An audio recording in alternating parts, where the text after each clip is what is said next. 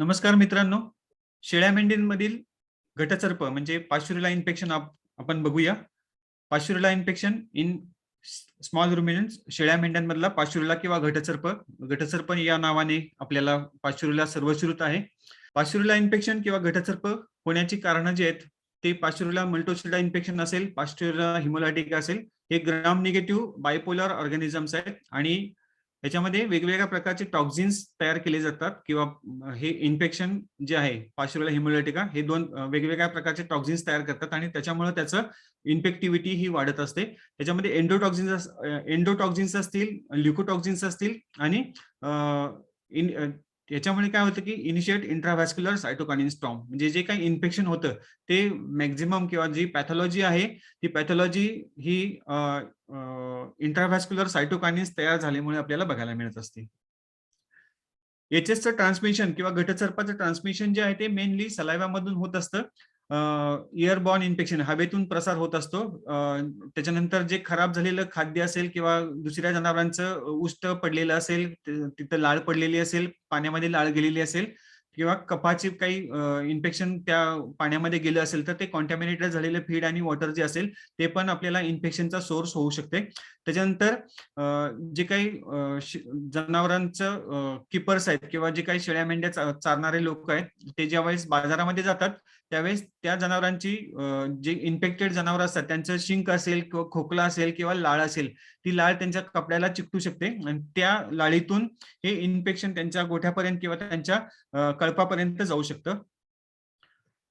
नंतर प्रीडिस्पोजिंग फॅक्टर काय आहेत तर पाश्चुरेलाचे प्रीडिस्पोजिंग फॅक्टर्स आपण पाहूया. कुठल्या पण प्रकारचा स्ट्रेस ह्या पाश्चुरेला इन्फेक्शन मध्ये स्ट्रेस हा मेजर इम्पॉर्टंट रोल प्ले करतो.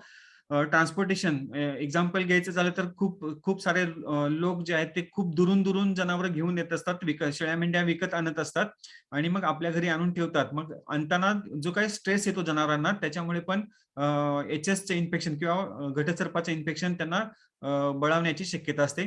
त्याच्यानंतर वेगवेगळ्या ठिकाणी ग्रेजिंग केल्यानंतरचा येणारा स्ट्रेस आहे, वातावरणामधल्या बदलामुळे होणारा स्ट्रेस आहे.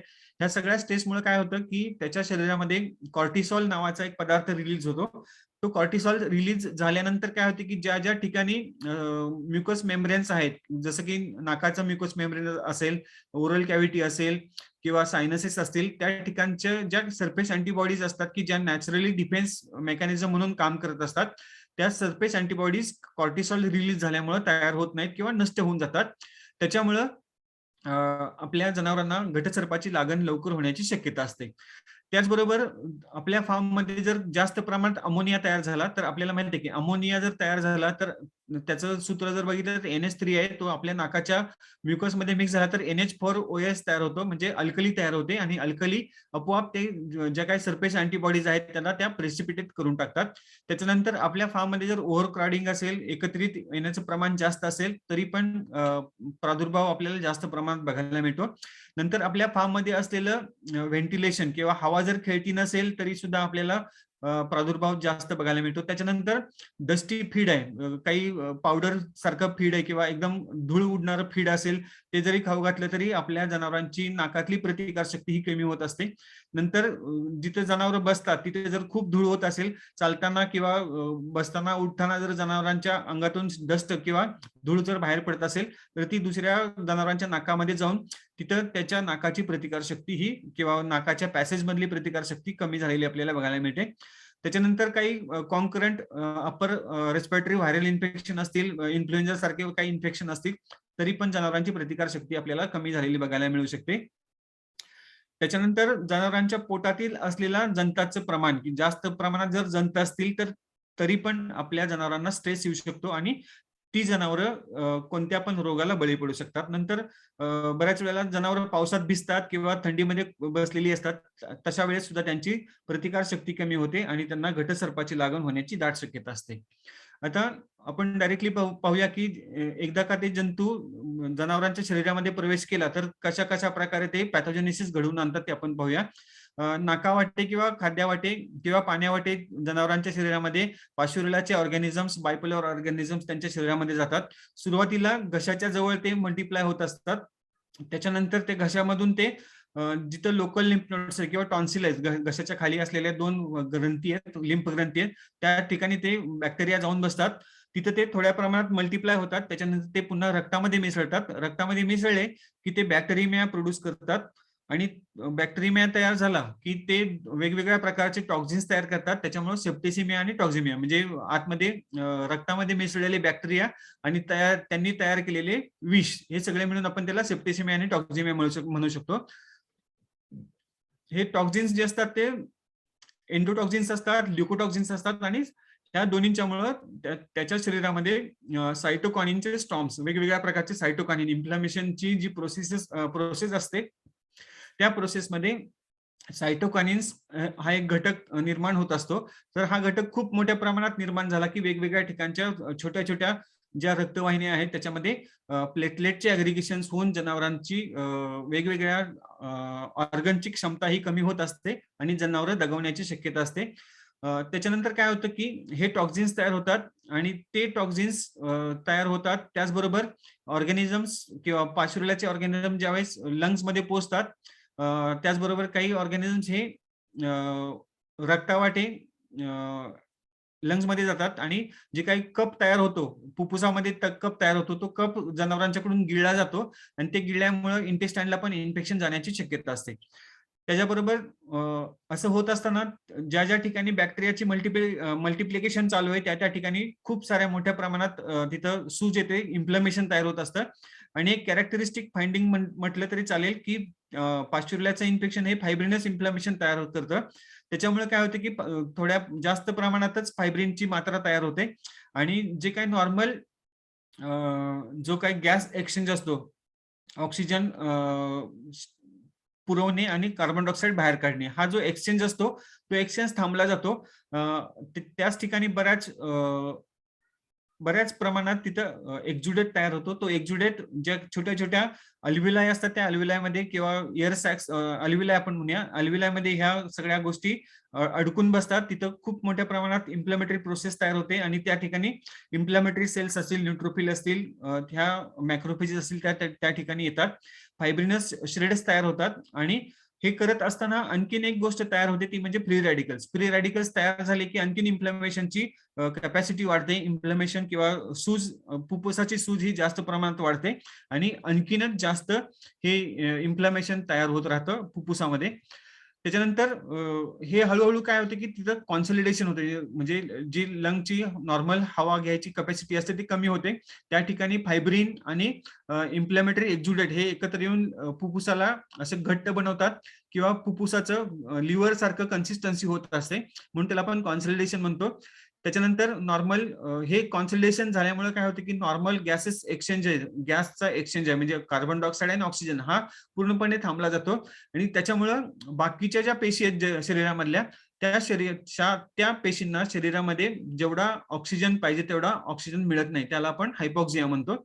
मग हायपॉक्सिया तयार होतो आणि हायपॉक्सिया झाल्यामुळं किंवा हायपॉक्सिया बरोबरच त्या जनावरांच्या शरीरामध्ये किंवा रक्तामध्ये असलेले बॅक्टेरिया प्लस त्याचे टॉक्झिन्स आणि मुळातच रक्तामध्ये ऑक्सिजनची मात्रा कमी असल्यामुळे जनावरांना अनॉक्सिया होतो आणि फायनली सडन डेथ होण्याची आपल्याला शक्यता असते.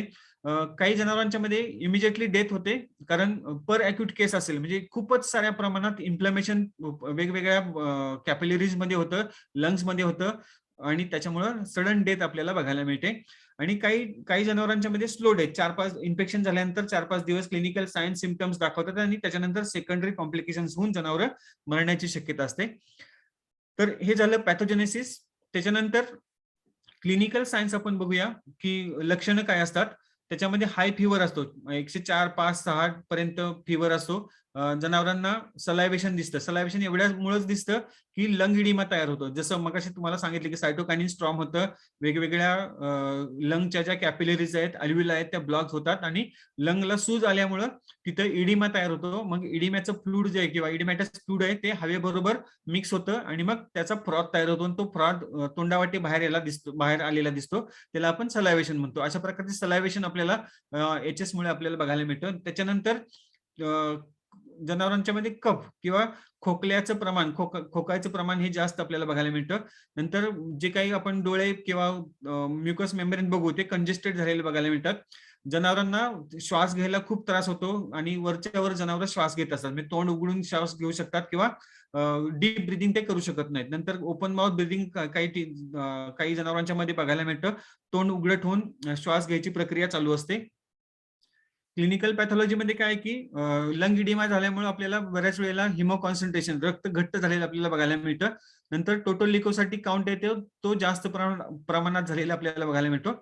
आणि जर हाईट ऑफ टेम्परेचरनी जर आपण ब्लड काढलं तर त्या ब्लड स्मेअर मध्ये आपल्याला बायपोलर ऑर्गॅनिझम लिस्मन्स त्यांनी आपल्याला आपण त्याला डेमॉन्स्ट्रेट करू शकतो.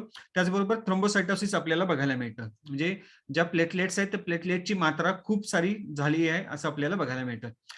आता पोस्टमॉर्टम लिजन्स स्पेसिफिकली वेगवेगळ्या ऑर्गन्स वरती आपल्याला सिरोजा असतील, म्युकोजा असतील, त्याच्यावरती पिन पॉइंट छोटे छोटे टिपके झालेले किंवा हिमोरेजेस आपल्याला बघायला मिळतात.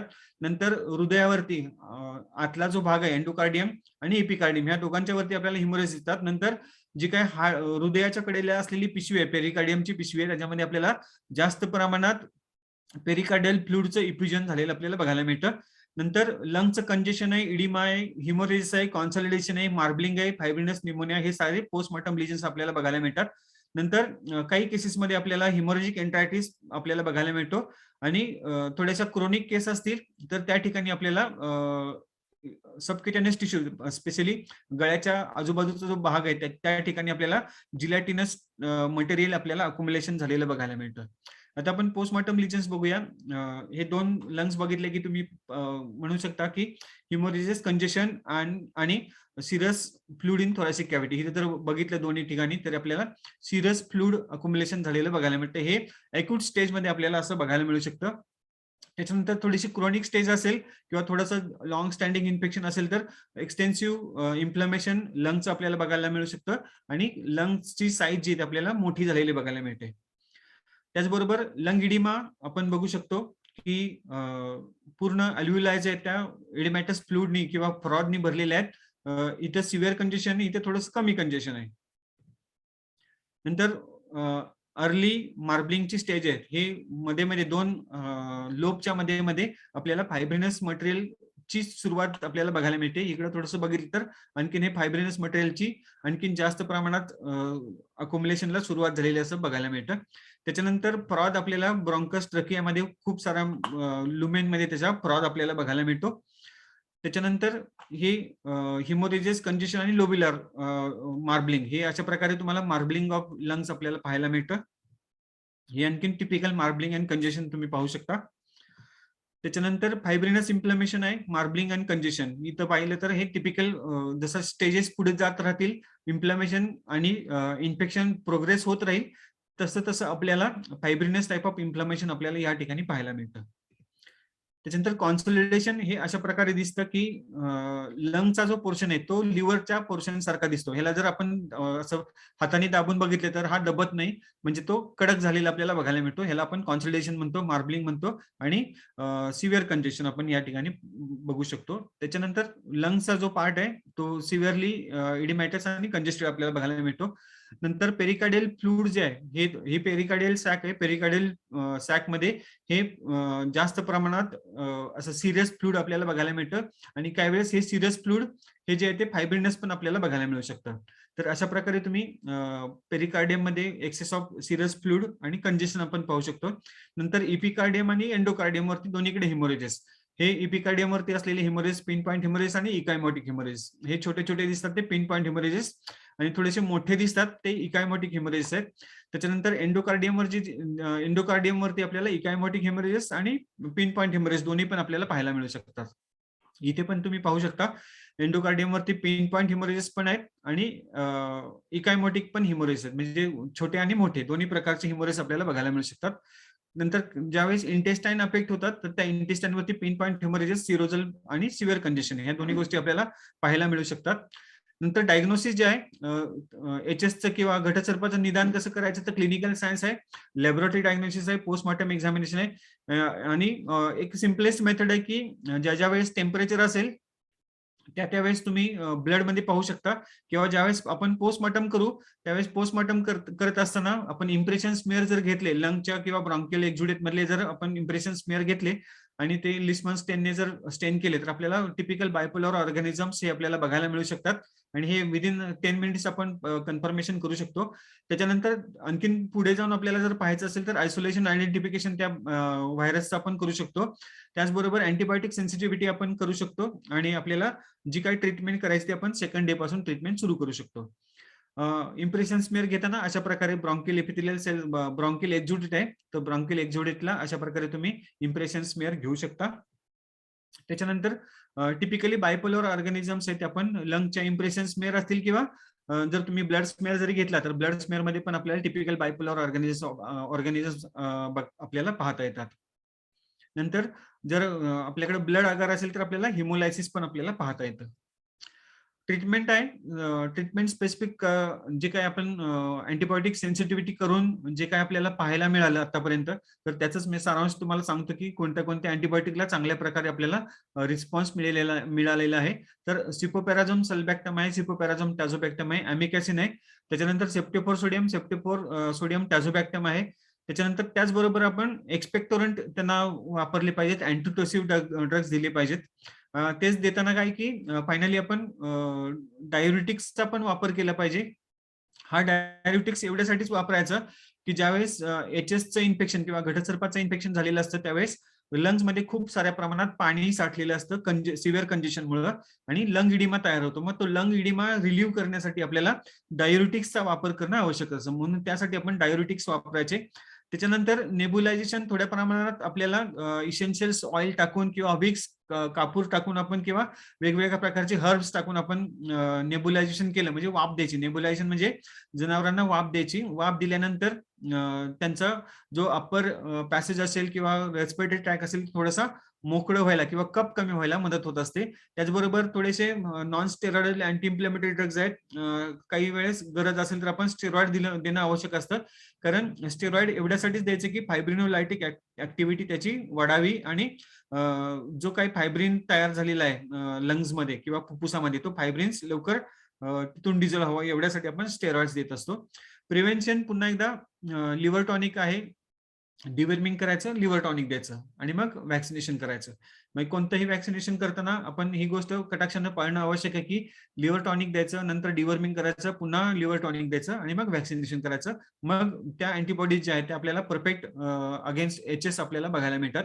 नंतर जे काही जनावरं अफेक्ट झालेली आहेत त्यांना आयसोलेशन करणं हे फार महत्वाचं असतं. जर इन्फेक्टेड झालेली जनावरं परत त्याच ठिकाणी जर ठेवली तर आणखीन जी चांगली जनावरं आहेत त्यांना पण इन्फेक्शन व्हायची शक्यता असते, म्हणून आपण आयसोलेशन करणं आवश्यक आहे, जनावरांना सेपरेट ठेवणं आवश्यक आहे.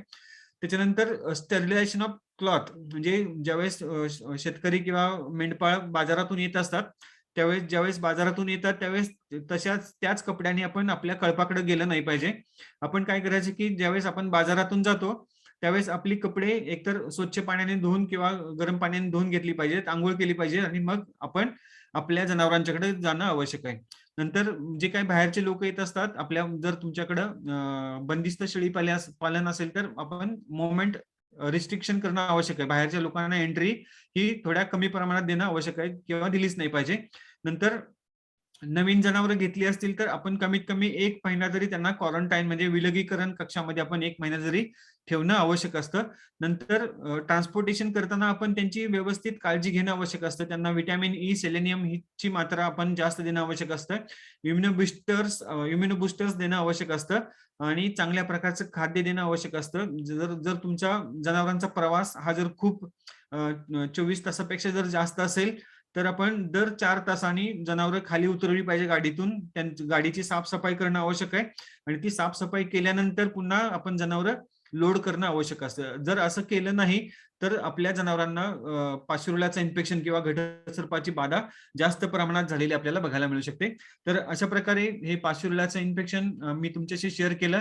जर तुम्हाला आणखीन काही अडचण असेल तर तुम्ही या नंबरला व्हॉट्सअप करू शकता, किंवा युट्यूबच्या मेसेज बॉक्समध्ये तुमच्या अडचणी लिहू शकता, आणि जर ईमेल पाहिजे असेल तर vetdap@gmail.com यावरती तुम्ही ईमेल पण करू शकता. थँक्यू, धन्यवाद.